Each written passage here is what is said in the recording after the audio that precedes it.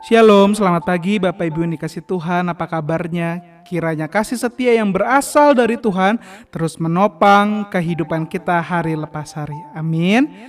Mari di pagi hari ini sekali lagi kita berdoa di hadapan Tuhan. Tuhan yang baik, kami mengucap syukur untuk kemurahan, untuk pagi hari yang Tuhan percayakan, karena kami yakin kami akan kerjakan bersama-sama dengan Tuhan. Ajar kami Tuhan di pagi hari ini untuk sekali lagi merenungkan apa yang Tuhan inginkan, sehingga sekali lagi nama Tuhan dipermuliakan. Di dalam nama Tuhan Yesus kami telah berdoa dan mengucap syukur. Amin. Copycat adalah sebuah istilah yang digunakan dalam dunia psikologi yang menunjukkan kebiasaan anak yang meniru orang tuanya. Jika orang tua terbiasa memaki, maka anak tak jarang juga mudah temperamen. Begitu sebaliknya, jika orang tua adalah seorang yang pemurah, anak akan mudah untuk berbagi. Maka penting bagi orang tua bukan hanya berperilaku baik, tetapi menghidupi kebaikan sehingga anak dapat meniru dari kehidupan orang tua. Rasanya copycat juga jadi harapan Paulus kepada jemaat Tuhan.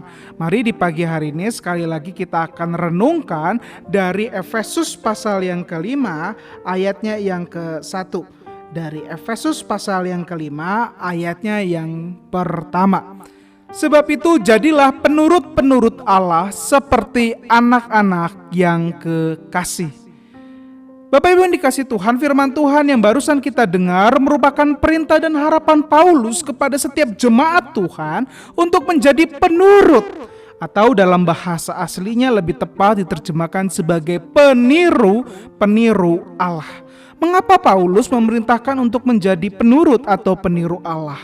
Bukan karena kita adalah ciptaannya, tapi lebih dalam dari itu, Paulus mengingatkan kita bahwa kita adalah umat tebusan yang telah melihat, menerima, dan merasakan kasih-Nya yang besar di dalam kehidupan kita. Sehingga wajar bagi umat Tuhan, umat tebusannya memiliki gaya hidup yang sama layaknya Sang Penebus itu.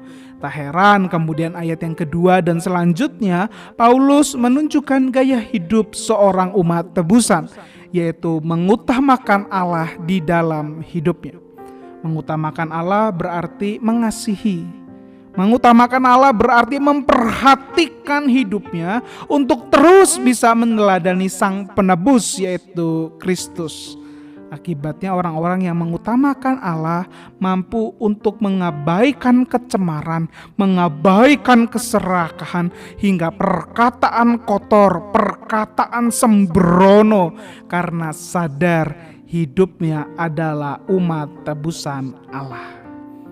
Mari di pagi hari ini ingat kembali bahwa kita bukan hanya sekedar menjalani hari sebagai seorang tua, sebagai suami istri, sebagai seorang anak, sebagai karyawan, sebagai pelajar, sebagai pengusaha, tapi lebih dari itu, kita menjalani pagi hari ini dengan kesadaran bahwa saya adalah umat tebusan Allah yang dikasihi dan gaya hidupnya mengutamakan Allah di dalam hidup saya.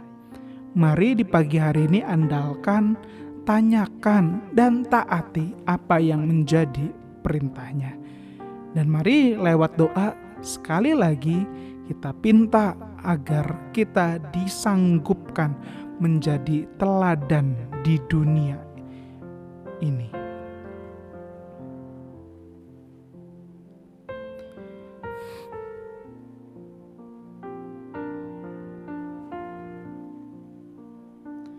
Bapa kami yang di surga, kami mengucap syukur untuk sekali lagi perenungan kebenaran firman Tuhan yang membawa kami untuk semakin menyadari bahwa kami adalah umat tebusan yang dikasihi, yang telah merasakan.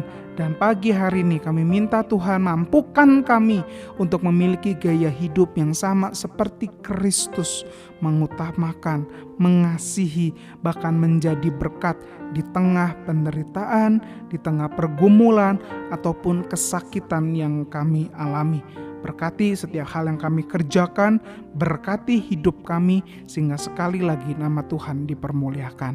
Di dalam nama Tuhan Yesus, Allah yang mengasihi kami berdoa dan mengucap syukur. Amin.